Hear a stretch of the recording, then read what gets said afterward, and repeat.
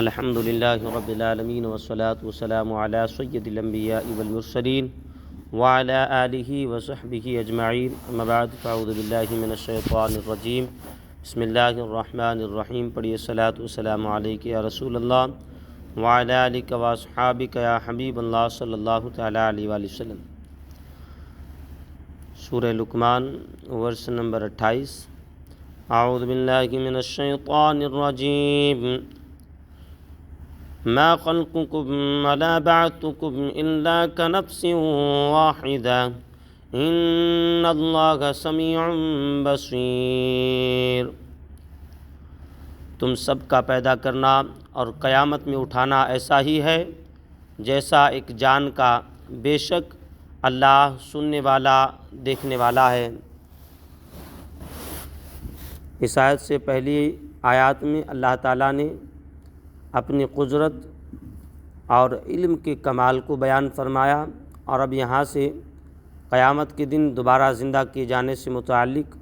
کفار مکہ کو سمجھایا جا رہا ہے۔ چنانچہ ارشاد فرمایا کہ اے اہل مکہ، تم سب کو پیدا کرنا اور قیامت کے دن دوبارہ زندہ کر کے اٹھانا اللہ تعالیٰ کے لیے ایک جان کو پیدا کرنے کے برابر ہے۔ یہ اللہ تعالیٰ پر کچھ دشوار نہیں، کیونکہ اس کی قدرت تو یہاں تک ہے کہ اگر وہ چاہے تو ایک لفظ کن فرما کر سب کو پیدا کر دے۔ بے شک اللہ تمہارے اقوال کو سننے والا اور تمہارے افعال کو دیکھنے والا ہے، تو وہ تمہیں تمہاری باتوں اور عملوں کا بدلہ ضرور دے گا۔ اس آیت کا شان نزول یہ ہے کہ ابی بن خلف اور کفار مکہ کی ایک جماعت نے حضور اقدس صلی اللہ تعالیٰ علیہ وآلہ وسلم کی بارگاہ میں حاضر ہو کر کہا، بے شک اللہ تعالیٰ نے مختلف مراحل سے گزار کر ہمیں پیدا فرمایا، جیسے پہلے ہم نطفہ کی شکل میں تھے، پھر جمع ہوا خون بنے، پھر گوشت کا ٹکڑا بنے، پھر ہماری ہڈیاں اور اعضاء وغیرہ بنے۔ تخلیق کے ان مراحل کو جاننے کے باوجود آپ یہ کہتے ہیں کہ ہم سب کو ایک ہی گھڑی میں نئے سرے سے پیدا کر کے اٹھایا جائے گا۔ اس پر یہ آیت نازل ہوئی اور اس میں گویا کہ فرمایا گیا،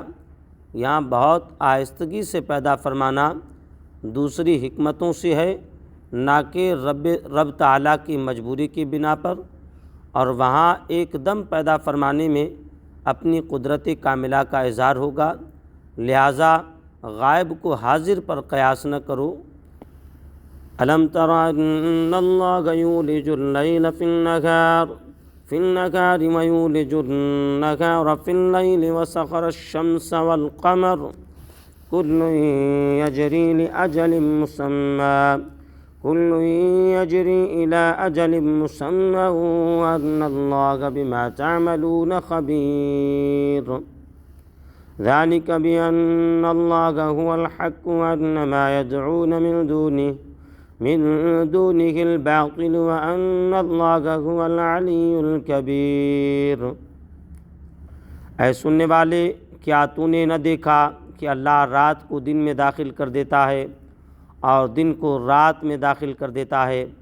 اور اس نے سورج اور چاند کو کام میں لگا دیا، ہر ایک مقررہ مدت تک چلتا ہے، اور یہ کہ اللہ تمہارے کاموں سے خبردار ہے۔ یہ اس لیے ہے کہ اللہ ہی حق ہے، اور اس کے سوا جن لوگوں کو لوگ پوجتے ہیں وہ سب باطل ہیں، اور یہ کہ اللہ ہی بلندی والا اور بڑائی والا ہے۔ یہاں سے ایک بار پھر اللہ تعالیٰ کی وحدانیت پر دلائل بیان کیے جا رہے ہیں۔ چنانچہ اس آیت اور اس کے بعد والی آیت کا خلاصہ یہ ہے کہ اے سننے والے، کیا تو نے نہ دیکھا کہ اللہ تعالیٰ اپنی قدرت اور حکمت سے ایک موسم میں رات کے کچھ حصے کو کم کر کے دن میں داخل کر دیتا ہے، اور ایک موسم میں دن کے کچھ حصے کو بڑھا کر رات میں داخل کر دیتا ہے، اور جو وقت ایک میں سے کم کرتا ہے اسے دوسرے میں بڑھا دیتا ہے، اور اس نے سورج اور چاند کو بندوں کے نفع کے لیے کام میں لگا دیا ہے، اور ان میں سے ہر ایک مقررہ مدت تک اپنی مخصوص رفتار سے چلتا رہے گا۔ اور کیا تم نے نہ دیکھا کہ اللہ تعالیٰ تمہارے کاموں سے خبردار ہے؟ یہ جو عجائبات بیان ہوئے ان پر صرف اللہ تعالیٰ ہی قادر ہے، اس لیے صرف وہی عبادت کا مستحق ہے، اور اس کے سوا جن کو لوگ پوجتے ہیں وہ سب باطل اور فنا ہونے والے ہیں، لہٰذا ان میں سے کوئی عبادت کے مستحق نہیں ہو سکتا۔ اور اللہ تعالیٰ کی یہ قدرت و عظمت اس لیے ہے کہ اللہ تعالیٰ ہی اپنی ذات و صفات میں بلندی والا اور بڑائی والا ہے۔ یاد رہے کہ آیت نمبر 29 میں جو سورج اور چاند کے بارے میں فرمایا گیا ہے کہ ہر ایک مقررہ مدت تک چلتا ہے، اس میں مقررہ مدت سے مراد قیامت کا دن ہے، یا اس سے مراد یہ ہے کہ یہ دونوں اپنے اپنے معین اوقات تک چلتے ہیں، جیسے سورج سال کے آخر تک اور چاند مہینے کے آخر تک چلتا ہے۔ نیز خیال رہے اگرچہ بعض کفار انبیاء اکرام علیہم الصلاۃ کو پوجتے ہیں، مگر ان بزرگوں کو باطل نہیں کہا جا سکتا، وہ بالکل حق ہیں، البتہ ان کی عبادت کرنا باطل ہے۔ یہاں اللہ تعالیٰ نے لفظ ما ذکر فرمایا ہے، اور یہ لفظ عربی زبان میں بے عقل چیزوں کے لیے آتا ہے، تو آیت کا مطلب یہ ہوا کہ جن پتھروں اور درختوں وغیرہ یا بے جان چیزوں کو لوگ پوجتے ہیں وہ سب باطل ہیں۔ اور یہاں یہ لفظ مصدر کے معنی میں ہے، یعنی تمہارا اللہ تعالیٰ کے علاوہ کسی اور کو پوجنا باطل اور جھوٹ ہے، یعنی جس کو پوجا جا رہا ہے، جیسے انبیاء علیہم الصلاۃ کو کچھ لوگ پوجتے ہیں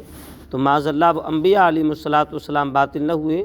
بلکہ یہ جو پوجنے والے ہیں یا جو پوج رہے ہیں یہ لوگ باطل ہوں گے، کیونکہ انہوں نے یہ فعل کیا ہے۔ انبیاء علیہم الصلاۃ نے تو ہمیشہ اللہ تعالیٰ کی وحدانیت ہی کی دعوت دی ہے،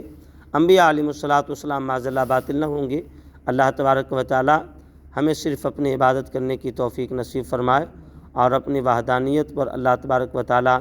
ہمیں کامل ایمان رکھنے کی توفیق نصیب فرمائے۔ نبی علیہ السلام کے وسیلے سے اللہ دین اسلام پر ثابت قدمی نصیب فرمائے،